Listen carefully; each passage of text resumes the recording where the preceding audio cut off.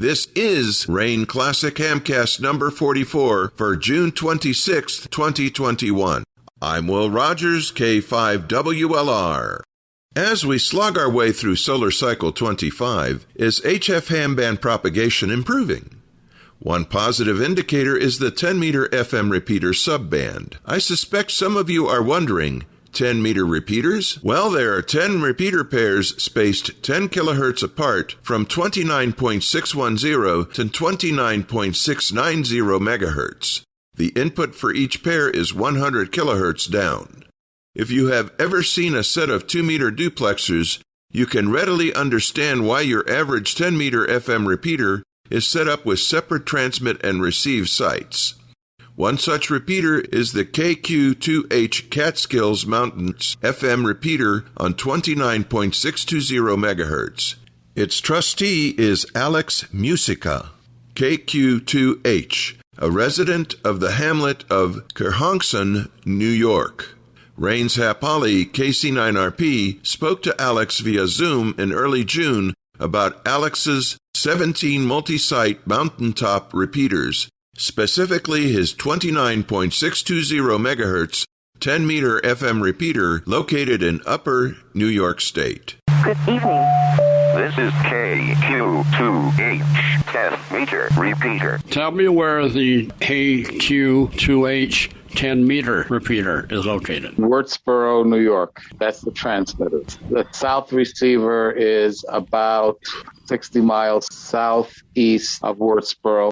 North receiver would be northwest of Wurtsboro by about 50 miles or so. There's 17 repeaters. Not every one of them is 10 meters. Most of them are actually UHF 440 megahertz band or 70 centimeters. There's no amateur equipment that was originally used not on 440 megahertz, but on 460 or so. And it was retuned and repurposed for 440 megahertz. Your 900 meg equipment? Same thing, old Motorola radios that were reprogrammed into the ham band. FM links, nothing special, nothing high-tech. However, it is reliable and it works, and I've been using it for years and have no need to change anything. You have some real challenges on 10 meters that you don't have on VHF, UHF. 100 kilohertz separation between the input and the output. What are you using for your 10 FM transmitter? The 10 FM transmitter is a mixture of different parts. It's some GE radio, some Motorola, all cobbled together. What kind of power output is it? The transmitter is the legal limit, 1500. And is it located on a mountaintop as well? Yes, it is. And that's in the Catskill Mountains? Correct. What kind of power levels are you having to use for your remote receive sites to the transmitter? The radio links from mountaintop to mountaintop. These directional antennas for very low power, 5 watts or less. Are they all on mountaintops? Yes, probably the lowest bound, maybe 2,000 feet elevation, and the highest being 3,400, 3,500 feet elevation, pretty much in that range. There were no commercial antennas available that could handle the wind loading and Mother Nature on top of a tower, on top of a mountain. The weather was brutal, so there were some mechanical problems and issues, so an antenna had to be made that would handle that. And the other problem was, even if there were antennas that were physically strong enough to handle the environment, they were not strong enough to handle nonstop, continuous, legal limit FM signal, a carrier present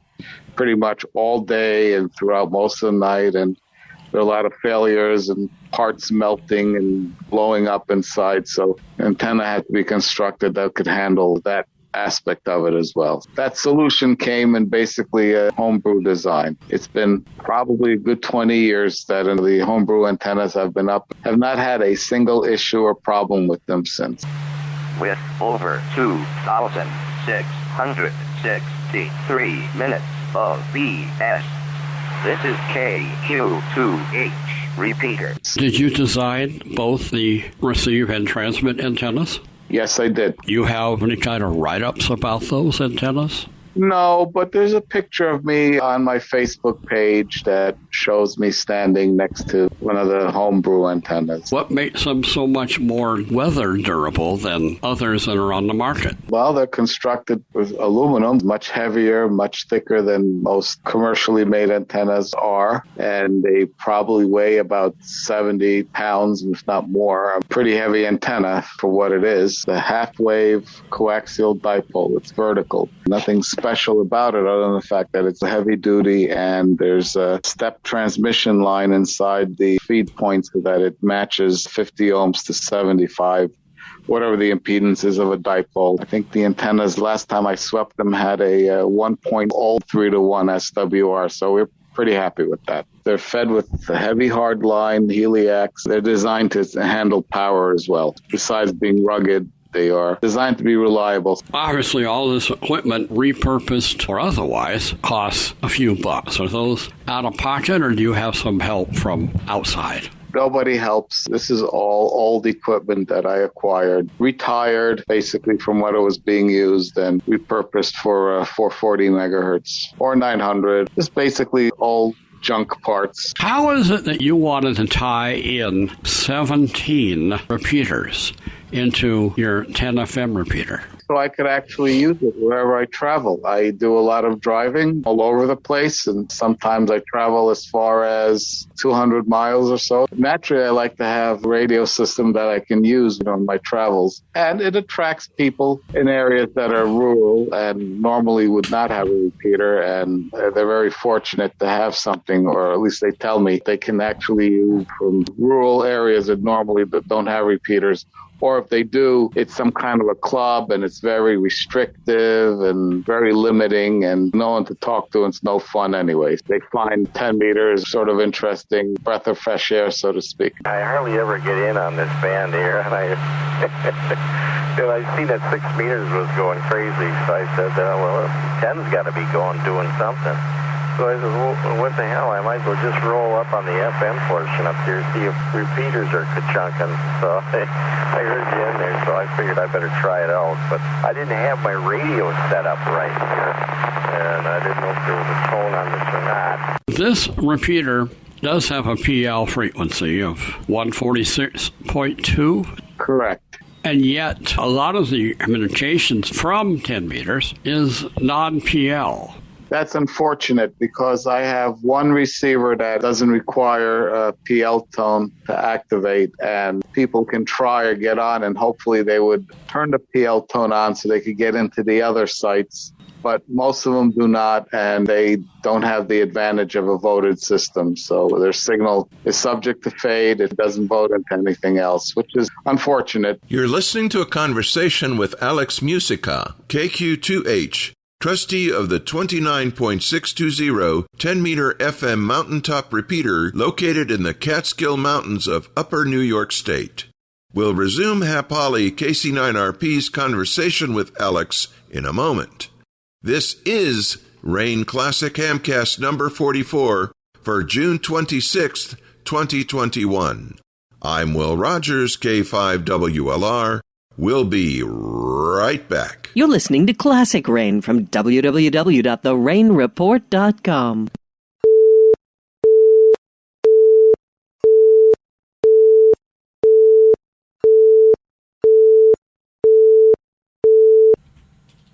It's 2021. There shouldn't be a radio out there that doesn't generate a PL tone. There's really no excuse to not have it. You go on eBay, there are commercial low-band radios that are being sold under $100 or so, and they all work extremely well. They're designed to operate FM. They have PLs. They have noise blankers. Pretty much from my experimentation, they put to shame every amateur-grade type radio for 10 meters FM.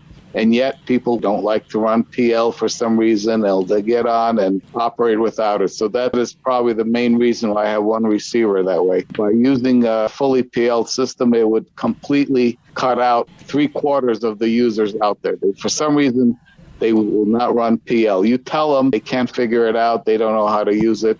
Some don't even know how to do the 100 kilohertz split on the output. Repeater's been there for 30 years. PL has never changed, but yet to this day, you have people that refuse to use PL. That's unfortunately the sad truth. There are those that complain, well, how come your repeater's not PL that causes interference, this, that, whatever. That's not my fault. If you have 3/4 of the people don't want to use it, can't use it, or don't know how to use it, there really is no option other than cutting them out by engaging that, activating it at all the receiver sites.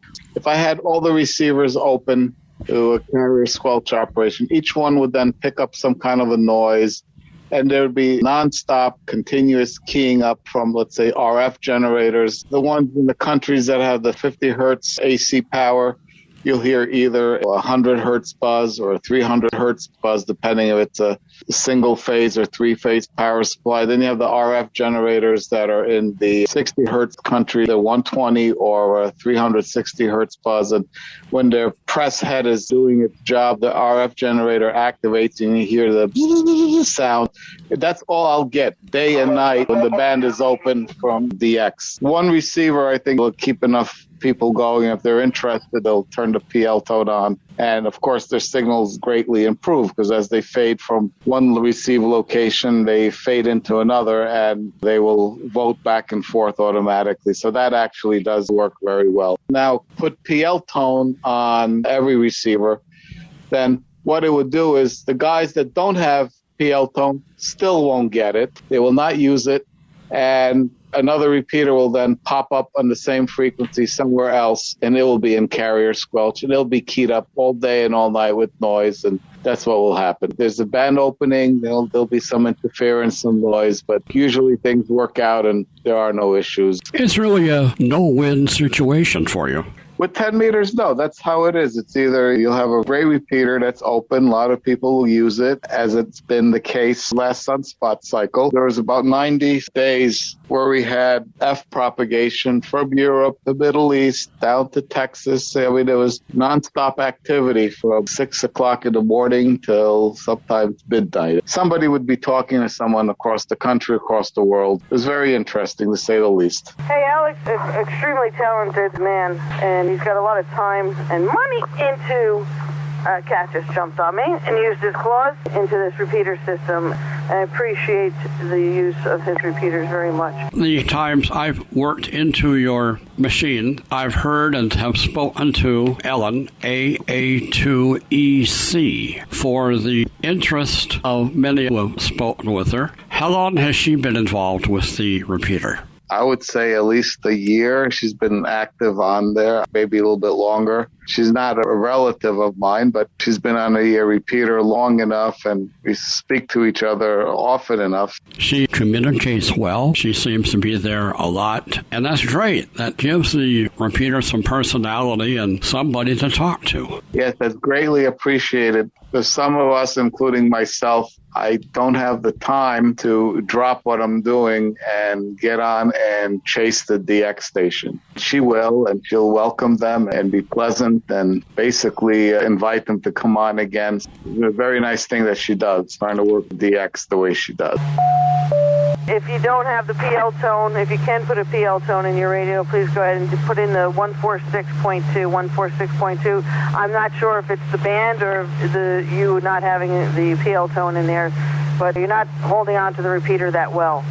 So November 9, Bravo Alpha Foxtrot, Alpha Alpha 2 Echo Charlie in the beautiful Upper Hudson Valley of New York. And what do you do for your livelihood, sir? At the moment, I work in public safety communications two-way radio. This is something that I've been doing for the past 10 years or so. Prior to this, I was a broadcast engineer for a TV station in the city. My home away from home was World Trade Center and the Empire State Building. 30 years ago, when you put your 10-meter repeater on the air, what motivated you to go that route?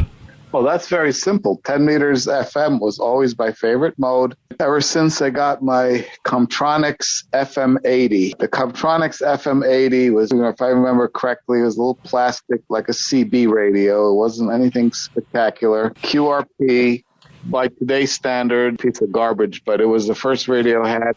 I remember the little analog S meter and tuning in stations on the calling frequency and then tuning in repeaters that were all over the place, mostly the Texas area, and there was another repeater later on, several years after. I continued listening to the Virgin Islands. In any event, all of these sounded very interesting. There was a band that I enjoyed back then. I wanted to set up a repeater because if I set up a remote base, let's say on the calling frequency, I would be rebroadcasting and transmitting a lot of traffic that shouldn't really be there. So I figured, let me just start right off the bat and do it correctly and use the repeater pair rather than the calling frequency to play with 10 meters FM. You're not holding the repeater. If you can hear me and you can put a PL tone in the program there, please put 146.2, 146.2. If you can't put a PL tone in there, I understand, but it's not going to make a great contact tonight. Alpha Alpha 2, Echo Charlie, monitoring KQ2H. And that concludes our first of two excerpts from Hap Holly, KC9RP's interview with Alex Muzyka, KQ2H, the man and mind behind the 29.620 10-meter FM repeater in Upper New York's Catskill Mountains. We'll conclude their conversation next time.